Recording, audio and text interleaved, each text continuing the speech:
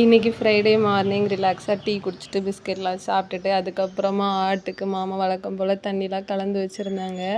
அது ஒன்று பார்த்தா சண்டை போட்டுகிட்டே குடிச்சிது. சரி என்னடா சண்டை போடுதுன்னு ஒவ்வொன்றையும் விலக்கி விட்டுட்டு அதுக்கப்புறம் மாமா தண்ணி அப்புறம் நானும் எங்கள் அத்தையும் எங்கே வெளியே கிளம்பியாச்சுன்னா பர்ச்சேஸ்க்கு கிளம்பிட்டோம்.